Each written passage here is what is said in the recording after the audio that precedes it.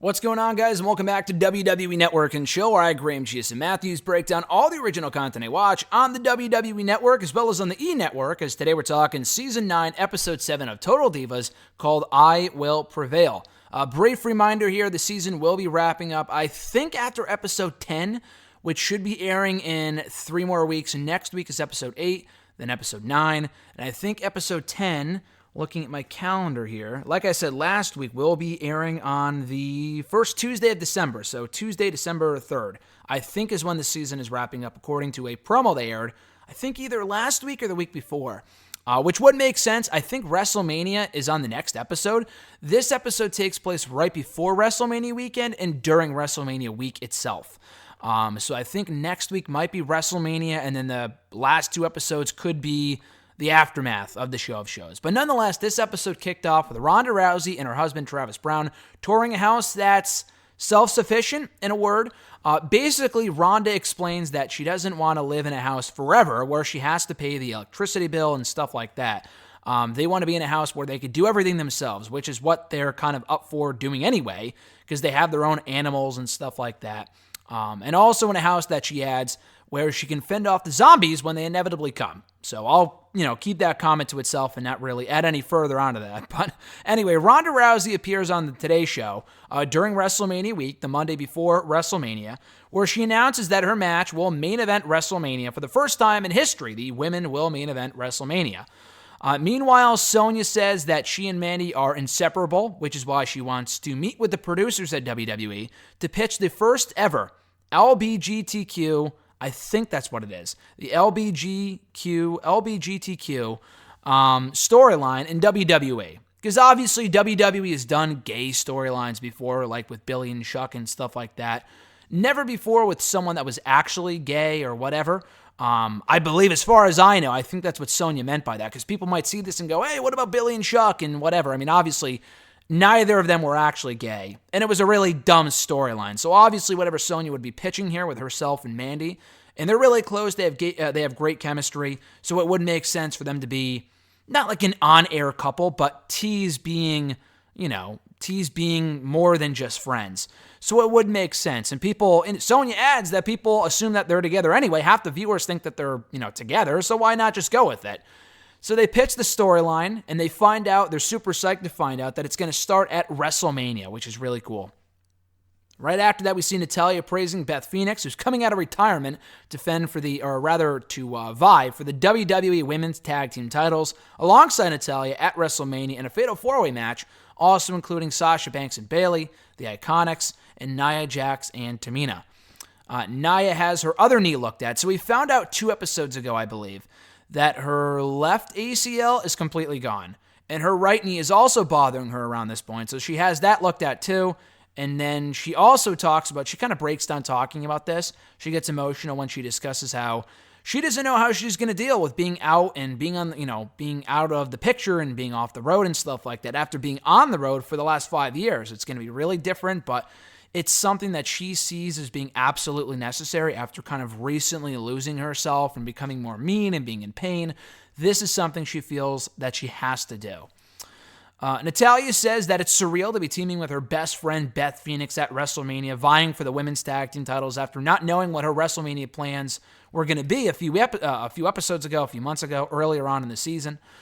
Anyway, so she feels like in competing for the tag team titles at WrestleMania that she's paying homage to her dad, who obviously was a big tag team specialist, had competed for the tag team titles many times at WrestleMania previously.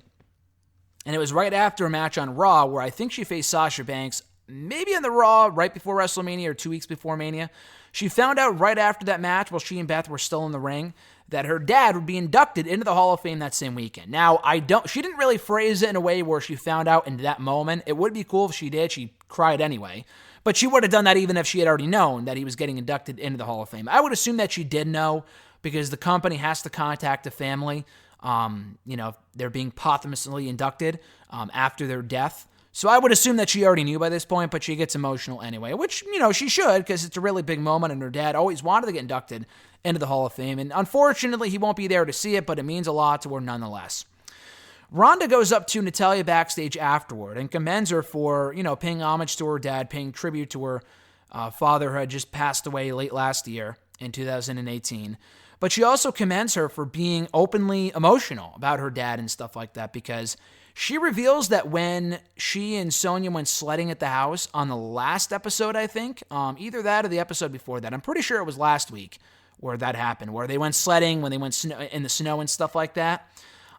She revealed that she wasn't really comfortable doing that. She had a kind of weird feeling doing that stuff because it was actually sledding that played a part in her father's death, because I guess they went sledding after her dad had already had some sort of a health issue. I think he broke his back actually sledding while he was sledding with Rhonda and maybe her sister or whatever.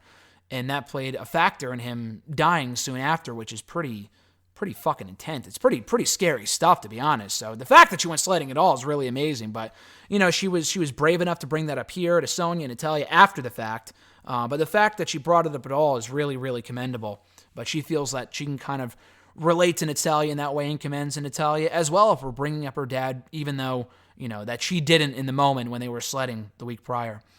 So Sonya wants to wear a tux to the Hall of Fame ceremony, but while she's tux shopping with Ariana, her real-life girlfriend, she brings up the storyline of Ariana about her being in a couple and a relationship and storyline with Mandy Rose on WWE TV. And obviously, Ariana, she doesn't freak out about it, but she's not comfortable with it. And why would she be? She's not going to be like, oh, that's cool. And Ariana even admits that she's very supportive of Sonya's job, but if the roles were reversed, she knows for a fact that Sonya would be pissed and that she didn't want her to do it. So Ariana, all things considered, takes this thing really, really well. And props to Sonya, too, for bringing it up to her and not hiding it from her or keeping it from her or whatever. Both of them play their roles really well here, but Ariana especially takes it with stride. She's not going to be 100% gung-ho for it, but she's also not going to be like, this is bullshit. She's not going to freak out and break up with Sonya right in the spot right there. But anyway, so we go on from there with Nia Jax meeting with a doctor who tells her that not just one, but both of her ACLs are completely gone. And the doctor doesn't really know what she can do. She's been wrestling now without the ACLs in her knees for a long time up to this point, so she feels that she can work WrestleMania, but she has to find out from the WWE doctor first whether she will be cleared or not. Right after that, Ronda, we kind of see her starting to contemplate that her job is done. This hot angle with Becky Lynch and Charlotte Flair going into WrestleMania. Now that she's done what she set out to do in headlining WrestleMania, she feels that she's succeeded in all that she wanted to do heading into WrestleMania, that it might be time to wrap it up. So more on that momentarily. Meanwhile, we see some very interesting footage of Sarah Stock, which was not Sarah Del Rey, but Sarah Stock, who was Sarita, I believe her name was, in TNA many years ago. It was her and Rosita, which was Zelina Vega.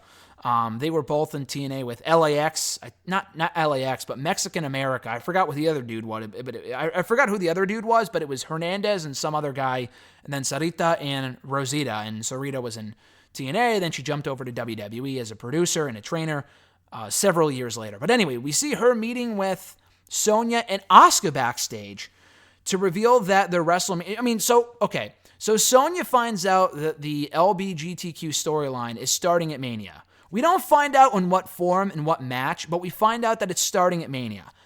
If this is to be believed, along with the rumors that were being reported going into Mania, the original plan was to either do Sonya versus Asuka for the SmackDown Women's Championship or Mandy versus Asuka for the SmackDown Women's Championship.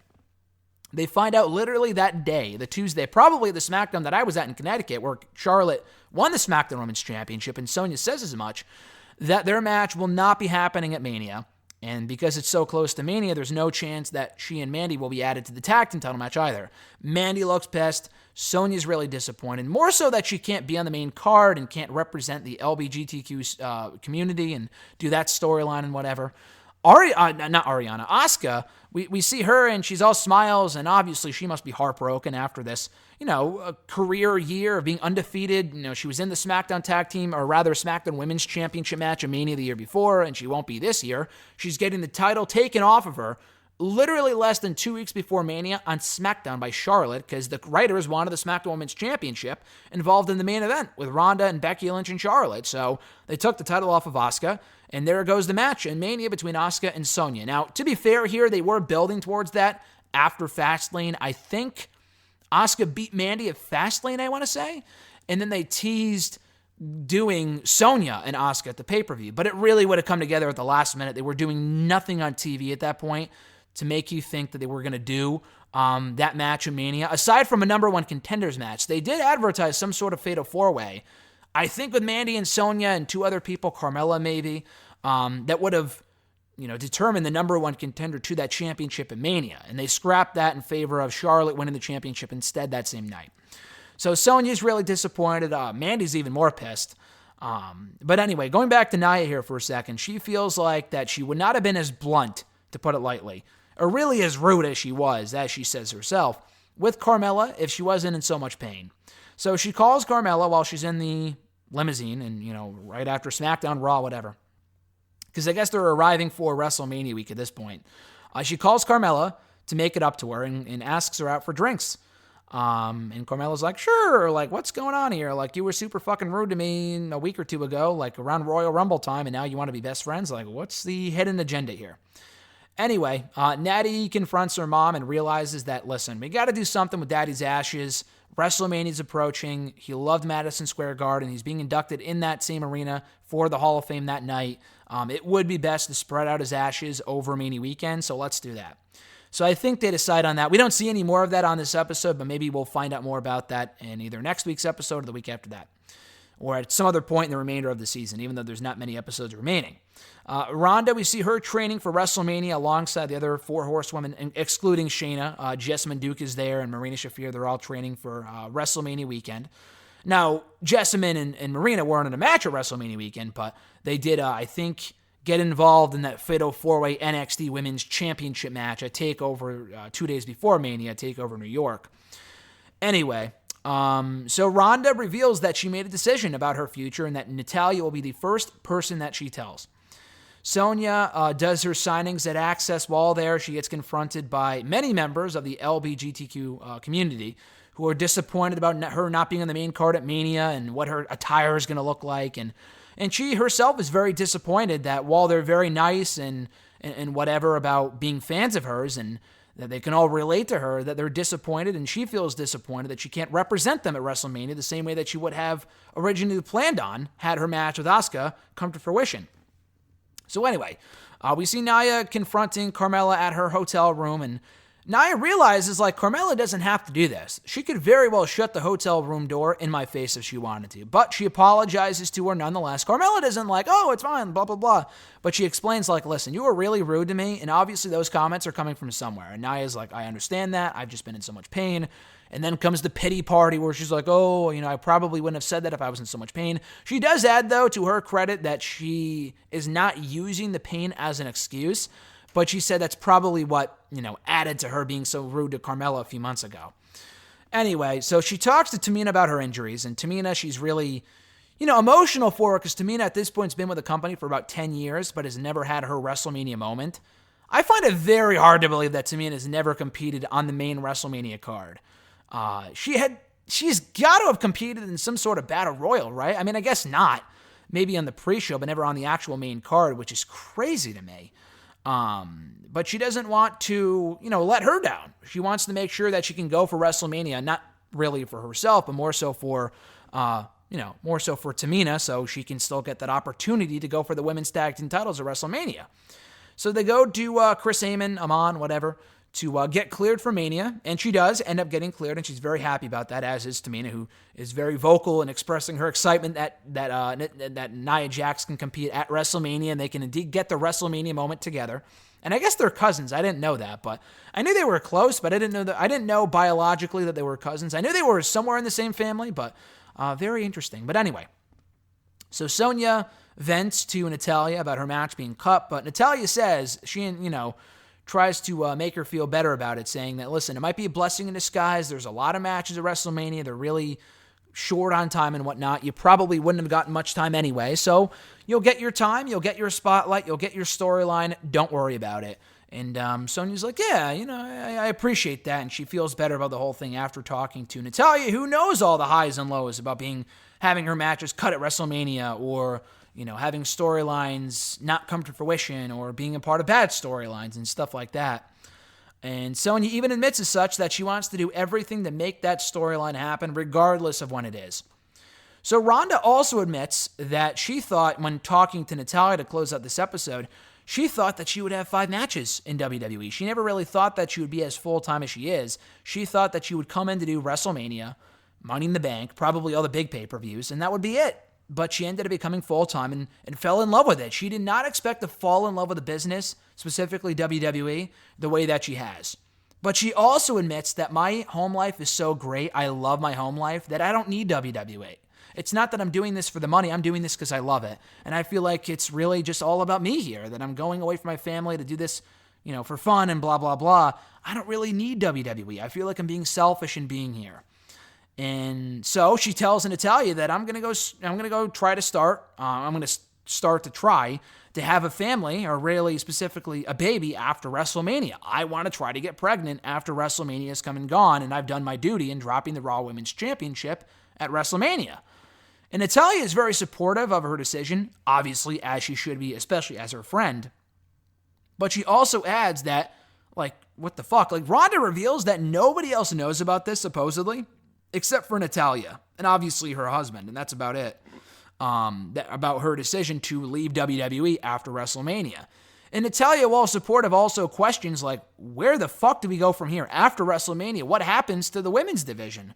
Because this entire show has been built around Ronda for the last year now, that she can't imagine the division without her. And that's a great point to raise. I'm not usually on Natalya's side, but she makes a great point. Why is Ronda all of a sudden starting to say, and again, this is in the show, and there were rumors in reality dating back to January about Ronda wanting to start a family after Mania and leaving and stuff like that. So this is really nothing new for most viewers that know what was going on behind the scenes at that point. But if this is to be believed, why would she say during WrestleMania week of all things that she's not coming back after Mania? She was advertised for tours and the night after Mania and all this other shit. Why all of a sudden would she be like, listen, I'm not coming back and I might be done for good because they want to have a baby? What the fuck? That's kind of it's cool that she's doing that, but Natalya raises a great point where this entire show has been built around her for so long that for her to up and leave kind of sort of sucks. And that's not WWE's fault at all. And at this point, as of this recording, I'm talking about this in mid-November of 2019. She has yet to return. I don't think she will anytime soon. She very well could return for WrestleMania if the baby, she hasn't started the process by then, and maybe she has and she didn't have the baby. I don't know. We don't really know. But if she doesn't come back for WrestleMania next year, I think there's a very good chance that she may never come back to WWE. I think she will at some point. It just may not be any time in the foreseeable future, which is crazy to me, considering how much effort they put into building her up over the last year since she arrived in WWE in early 2018. But that's the note that we end on for today's episode, today's review of Total Divas Season 9, Episode 7, entitled I Will Prevail. We have 3 episodes left by my count airing next week. Probably. They didn't say anything about missing next week. Or no, wait, next week's not Thanksgiving anyway. I could see them skipping Episode 9 in 2 weeks because Thanksgiving's that Thursday.